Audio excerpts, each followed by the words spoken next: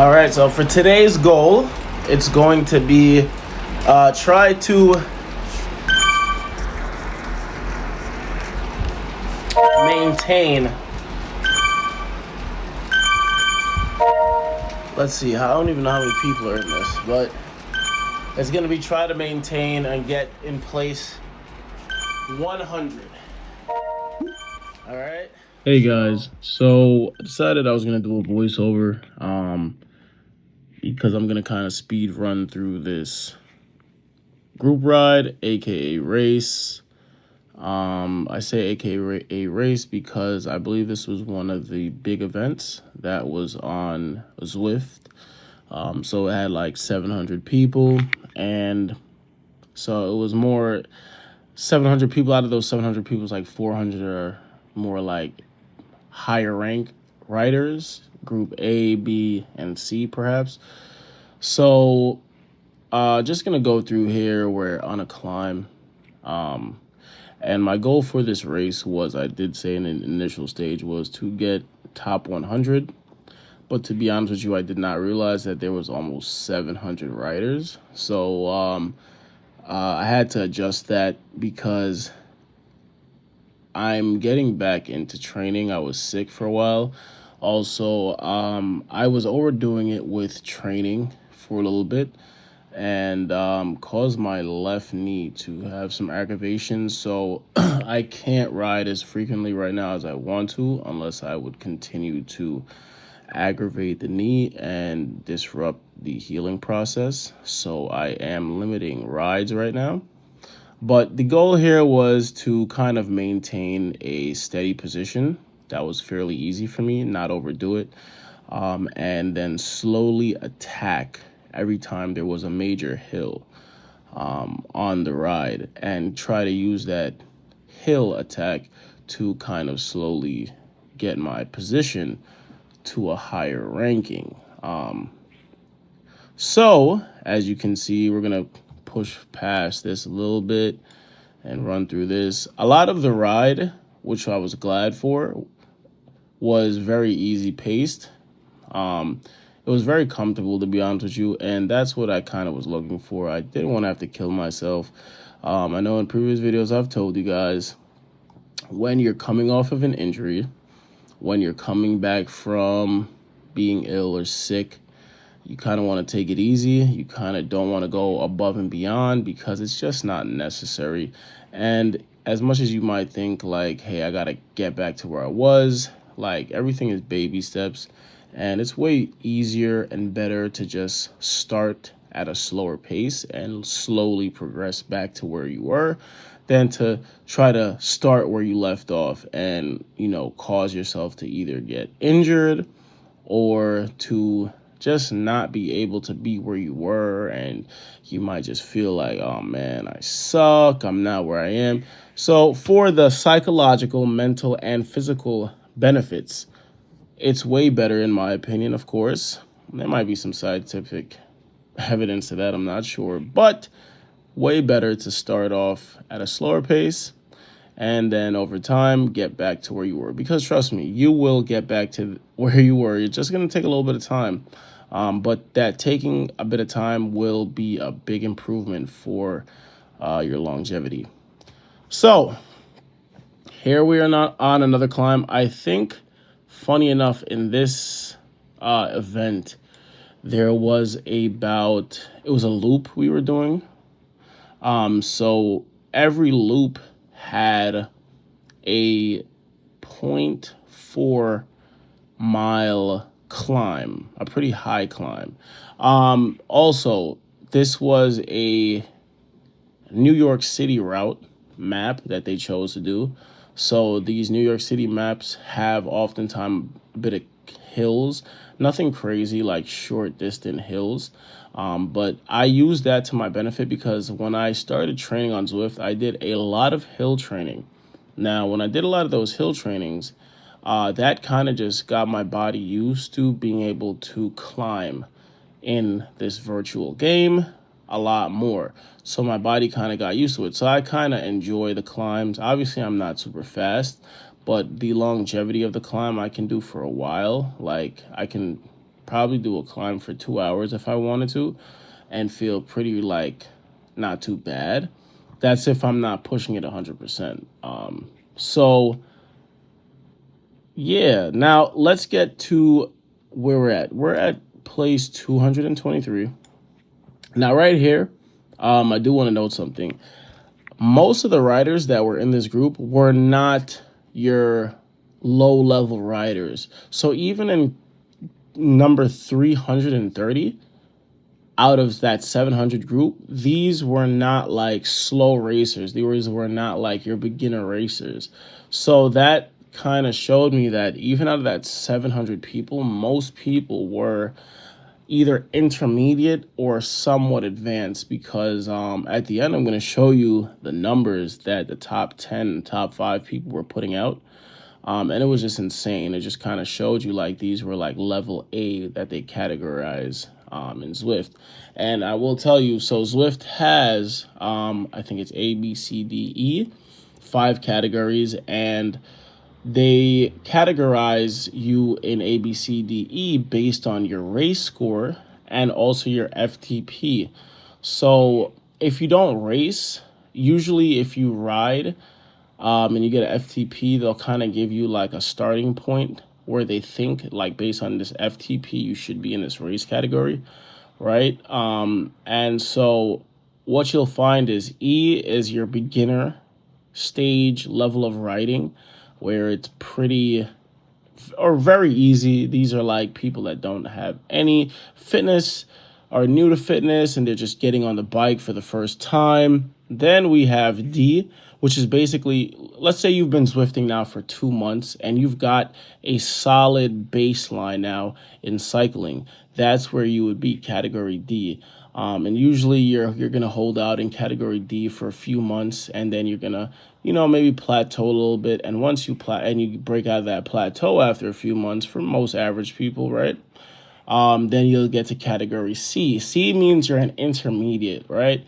You're past the beginner stage, but you're not advanced. So you're like in the middle line. Most people don't, for you to get to category C, you would just have to ride around a couple times a week for a long period, and you can definitely get into category C fairly easy.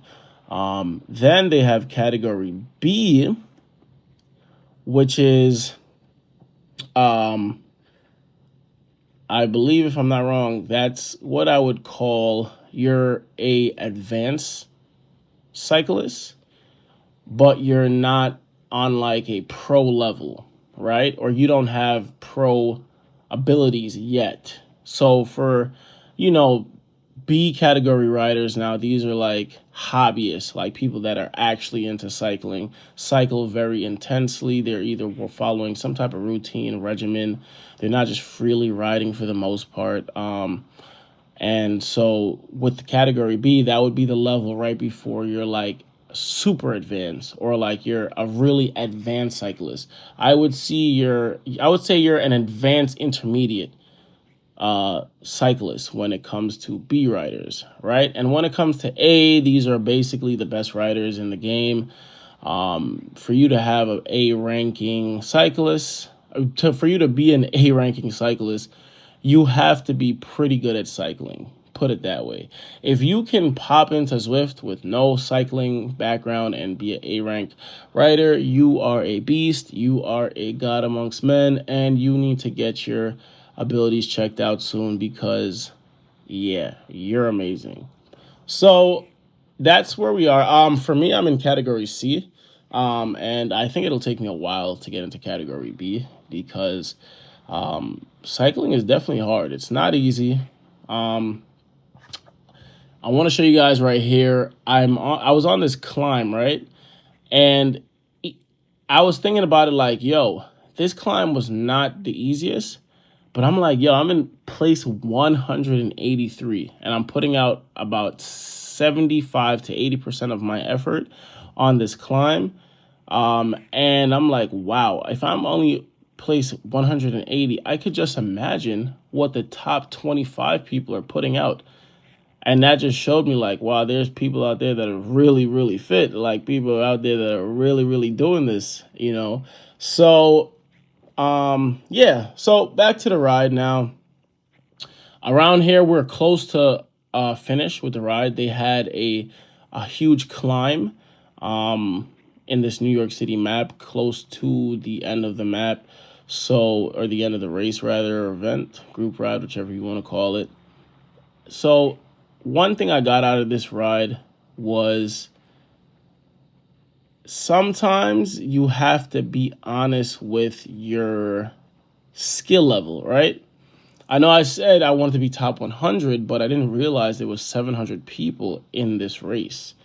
So I think I might have overestimated my abilities to get to top 100. Like, if I'm being honest, if I gave it my absolute best, maybe I could get to 100. Maybe. And that's a maybe, because these people were really strong riders just in general. You know what I'm saying? There's a lot of strong riders throughout the race. So I think if I really did push hard from the start and kept that just pushing hard throughout the entire race, maybe I could have came in the top 100 group. But yeah, so let's get to the final climb here. This was the biggest climb. This is the New York King of the Mountain climb. It is basically 1 mile. And yeah, so this was kind of how we ended off the race, killing ourselves on a huge climb. I think the highest percent gradient on this climb was 15%. Now, I don't know what the translation from Zwift is to real life, but I don't care. 15% and upwards on these kind of games in this virtual world, it feels incredibly difficult. That's my take on it. I don't care if 15% is only 5% in the world. I don't care what it is. It was hard.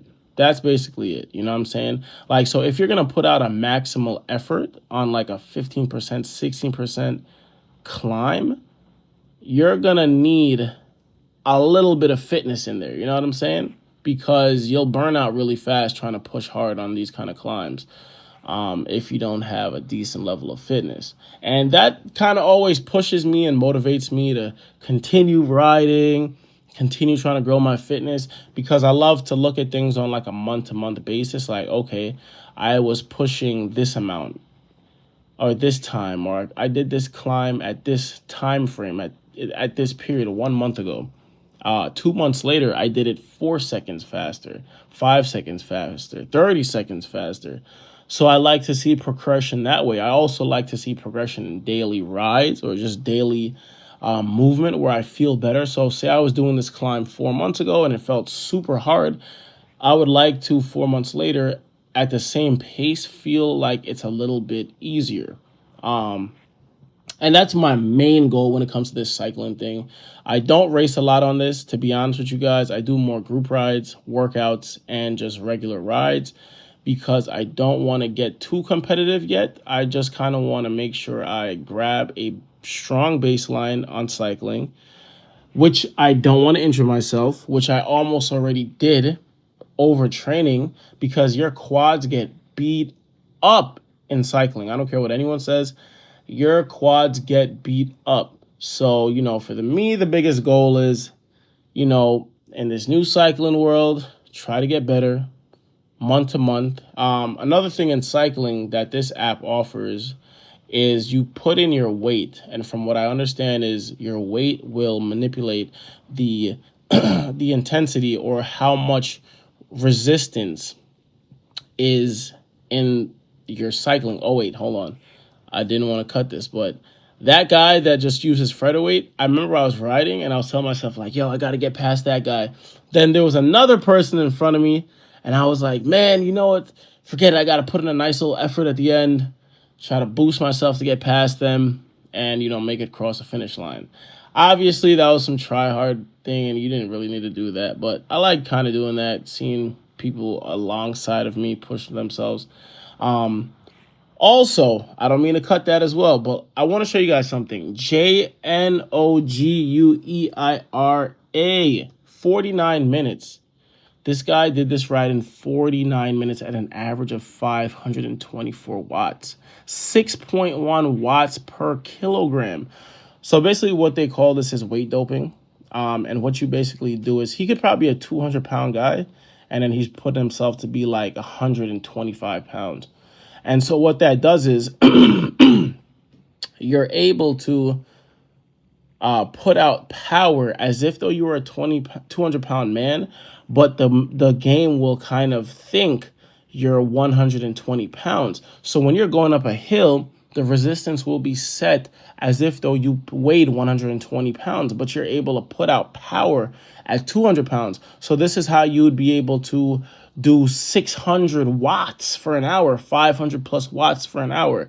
You know what I'm saying? So most times when I see things like that, I just kind of, it is what it is. I'm not going to take it serious. You know what I'm saying? For those top 5 people, they probably might be more upset, like, and they'll know like, oh, this guy's weight doping. But it's kind of like one of those things where in games people hack, and no matter what, there's always going to be some kind of cheater out there. I'm not saying necessarily that guy was a cheater, but most common times, if you see like the top 5 people are averaging 400 watts, 350 watts and stuff like that, and out of nowhere, this guy is doing 600, 500, chances are he's just weight doping. And basically all that means is he's entering a wrong weight combined to what he actually weighs. That way he can put out more power and cheat the game, basically. And there is no honor in cheating when it comes to cheating yourself. So, guys, thank you for watching. I hope this wasn't too long. I hope I didn't bore y'all with my voiceover. I was saying some stuff on the bike too, but I figured I would just kind of come on a voiceover and let you guys see what was going on, hear from my perspective what I want to do long term in cycling. Also, my goal in cycling right now is I've added in weight training, and I'm going to be squatting, once or twice a week and deadlifting once a week. And I'm going to make a series and progress it on YouTube and see how much am I able to progress, and does weight training actually assist in getting stronger on the bike. You know what I'm saying? We want to see if we can get any stronger in our legs, and that's why we're going to be primarily focusing on squats and deadlifts, things that'll make our back stronger, lower back, our glutes, and our legs. So that's what I'm going to be doing moving forward. I do think I want to do it for about 4 to 5 months, because we're in December, and I want to see by April, May, I want to see what kind of progression I've made. I think the best way to set it up is I'll do 2 different types of runs, which will be a mountain run, like a hill climb, and then it'll be like a sprint. And we'll test it month to month and see, am I getting faster? Am I getting stronger? And is the weight training actually aiding in my progression and getting better as a cyclist? So thanks, guys, for watching. Thanks, guys, for tuning in and listening. Next video will be a workout, and I will see you guys later.